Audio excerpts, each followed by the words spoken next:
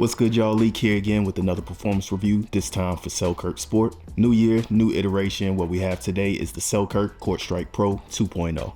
I think it was a year ago to the date that the original CourtStrike and CourtStrike Pro released. This year, both silhouettes are back with some subtle but hopefully worthwhile updates. As far as CourtStrike 2.0 and CourtStrike Pro 2.0 go, along with their last year counterparts, the biggest difference with the Pro series is that it adds a little bit more to the upper as far as containment and durability goes. And this is with the intention to suit players that are playing at more of a faster pace or just at a higher level in general. Basically, the more you put into your shoe, the more you might want to lean to the Pro series. So all these thin lines you see throughout the upper on these shoes are exclusive to the Pro series. They're 3D printed overlays, whereas the CourtStrike and the CourtStrike 2.0 are going to rely mainly on the engineered mesh upper along with some of the fused layering to hold it up. When it comes to the CourtStrike Pro 2.0, I really love the way that the materials move with the foot, including the layerings. For the most part, even with these layerings, there's really not much to break in on the upper, yet the materials are still strong enough to support my pace of play with no issues as far as containment goes. I think if I was Selkirk thinking about the next generation of shoes, I would maybe consider doing some type of nylon cabling that goes from the footbed into the lacing system, just so you have more vertical coverage as far as support goes and containment. I think that will go a long way for higher pace players that are doing a lot of changes of direction and shifting throughout the court, especially on those 4-0 and above levels where you'll need all the containment you can get, especially in singles. The base of the tongue and shoelace area is one place where I think there was a little bit more breaking required compared to the original CourtStrike Pro. The reason being is because Selkirk actually took the feedback of players that played in the original CourtStrike Pro. It looks like a lot of players were putting a lot of wear in that area as they would constantly cinch up their laces just to make sure they had the tightest possible fit. For me, what I saw with the Pro 2.0 is this area just kind of bubbled up a little bit from the stiffness until it eventually broke in. But while it was bubbled up, it really didn't cause any issues for me as far as like pain points and flexing or anything of that nature. Now, as far as I know, the midsole itself hasn't changed. It feels like the same neutral EVA compound that I was used to with the CourtStrike Pro. It's not crazy bouncy or fluffy, and it does lean more into the denser side of foams, but it moves smoothly, has just enough energy return and adequate court feel for my liking. Even though the midsole is the same, there were some changes in cushion. It mainly comes from the insole and strobel. The open cell foam that was used in the original CourtStrike Pro insole was actually moved to the strobel area, so that's a foam strobel that you'll have, open cell foam. And for the insole itself, the 2.0 now uses a denser, bouncier foam. It feels a little too light to be a polyurethane insole. Regardless of what it was a strategic change, so that's something that you will find different between the CourtStrike Pro and the 2.0. Aside from stepping comfort, I personally don't feel much of a difference as far as in-game action goes, but being a heavier player, that might actually be a factor as far as why I don't feel much difference as far as in-game action goes. If you're lighter on your feet and in weight, I wouldn't be surprised if you got a little bit more feel of the difference as far as the insole and strobel combination goes. But for me, those two layers are just too thin to really make a difference. Me not feeling a difference isn't really a big deal in the grand scheme of things, but it is something that I wanted to acknowledge.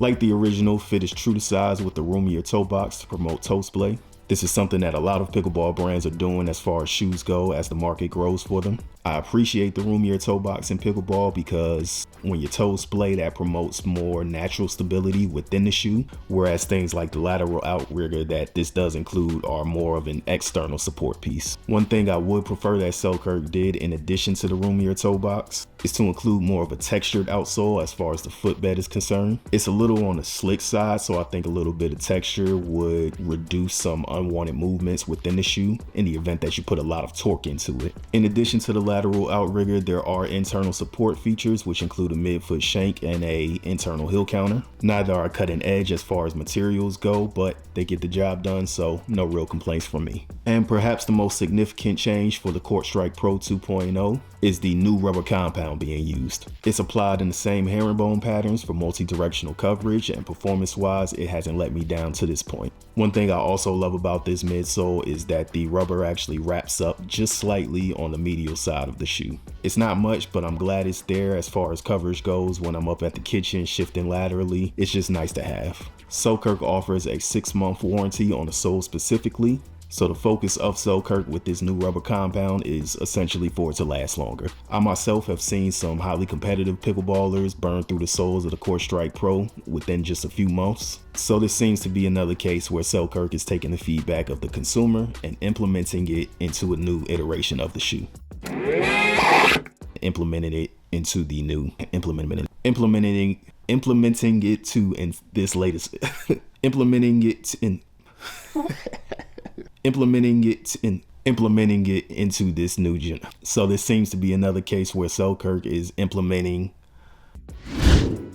As far as whether my 2.0s have proven to be more durable than the original CourtStrike Pro, I'd be lying if I looked into this lens and told you that was definitely the case. They seem as though they may be, but there's too many variables from how and where I played with one shoe a year ago and had extra time after testing to play in it compared to playing with this one this year over the last few weeks. Both pairs are also good enough to where I'd rather keep them and have them for a rainy day. So for me personally, it's not worth doing like a Dremel test or anything like that to measure the difference in durability. And that's not a knock to anyone that does do those type of measurements to compare. It provides data points and I'm honestly fascinated with that type of stuff. It's just I happen to be more fascinated with experiencing a shoe. What I will say as far as my trust in these being more durable is the fact that I've had the opportunity to actually get a behind the scenes look at Selkirk and their operations. And that includes talks about Selkirk's vision and what they want to do with certain products specifically, all the way to their research and development and actually getting a look and feel for that type of environment. So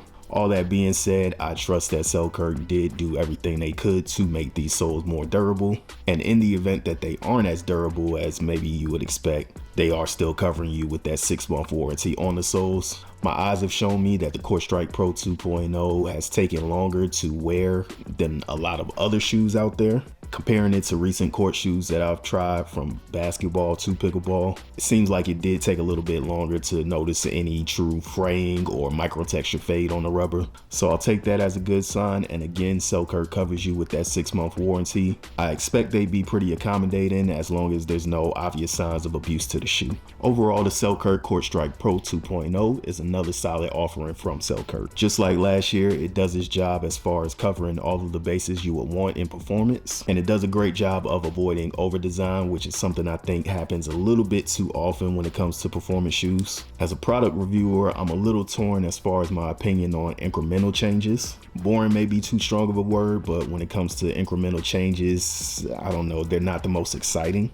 On the other hand, it's respectable because the brand is taking their time with the shoe and focusing on the improvements they can make without fixing what's broken. If pairs of the original CourtStrike Pro are still available at a discounted rate, I would say it's probably a better bang for your buck to just grab one of those while you can. That's strictly with pricing in consideration. They're similar enough to where I would rather grab those while I could, and if it didn't work out for any reason, you would still have time to grab the 2.0. I am curious to see how drastic of a difference the CourtStrike 2.0 versus the CourtStrike Pro 2.0 may happen to be, but as far as the latter goes, I think there's enough love to go around for players of all types and all skill levels. The Pro was a great shoe and the 2.0 seems to be just as great, if not a little bit better. Alright, so I stumbled across my words so much in 4K that my battery overheated on me like 3 times now, but that's all I have for the Selkirk CourtStrike Pro 2.0 for now. I'll leave an affiliate link down in the description box below if you happen to be interested in checking it out. Hope you enjoyed the review. Thank you for tuning in. Until the next one, I'm out.